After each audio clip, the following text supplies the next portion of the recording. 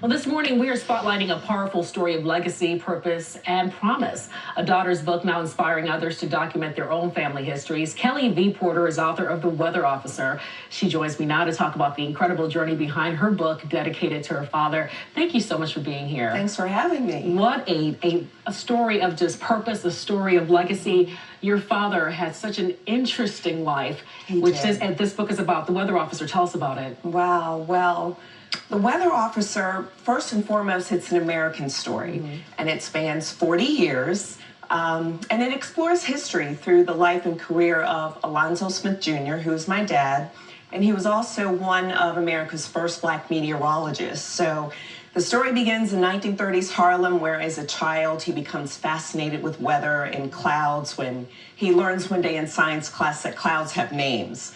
So despite his family's hardship, he excels in school. Fast forward, he graduates from Dunbar High School here in D.C. and Howard University, where he was mentored by members of the legendary Tuskegee Airmen. And say they are the ones who usher him into this career being a weather officer. They introduced this career to him. And so that's what he did in the U.S. Air Force for 20 years. Wow. Yeah. Why did you want to tell the story? I know your dad had a hand in why you're telling it too, but tell us more about that. Well, my dad asked me to write his biography, and this was back in 1999. And I thought the timing was a little unusual because I was a stay-at-home mom. I had 3 little boys. I didn't have time to breathe. But of course, I said yes to my dad. And as I write about in the book, I didn't have the heart to tell him that I was too busy. And what I later realized was he didn't have the heart to tell me that he was dying. He had been diagnosed with cancer and passed away a year later. And so I understand he gave you an envelope with just kind of pieces of the story that he had to put together. Yes, yes. He had been writing his memoirs, just, scattered on notes over the years, and he just hands me this envelope and was like, here. So I had to figure out how to put it all together and do the research. Being one of the first black meteorologists, obviously, that is something momentous, something historic.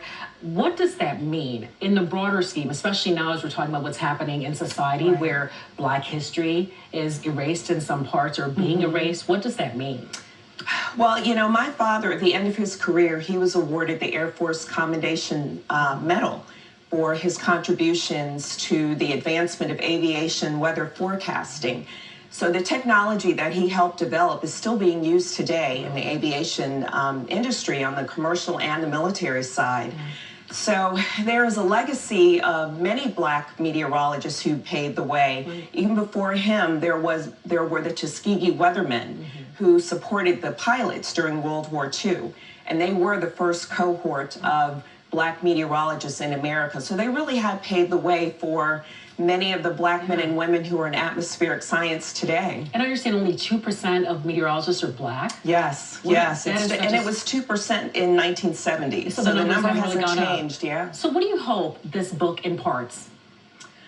I want, and I will say this I know my father would love to say this because he had a heart for young people and he mentored in the community. He actually had a tutoring program at Parkland Middle School where he talked about science and weather, and he got, children of color interested in weather.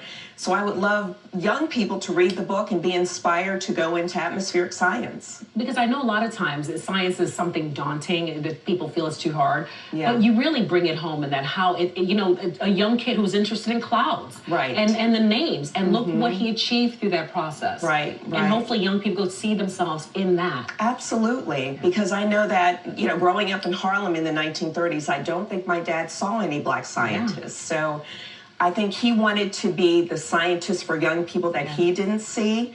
And like you said, sometimes it's as simple as, oh, wow, clouds have names and, the sky is cloudy today or it's blue today, and that can trigger something. And kids who love science and math and engineering and even robotics, this will be a great career for them. Well, what a legacy he leaves behind, especially with you as an author telling his story. Oh, thank How you. can folks I already have my copy, this fabulous book. How can folks get their copy of this book? Yes, go to theweatherofficer.com and all the buying options are there. And Kelly's website is there as well. It's a great read, especially as I said, if you love history, you love learning about, this is a homegrown Washington, D.C. person right here to learn about his story, even beyond our borders. This is just fantastic. Thank you so much for sharing your father's story Thanks in for such a having beautiful me. way. Oh, Absolutely. thanks. All right.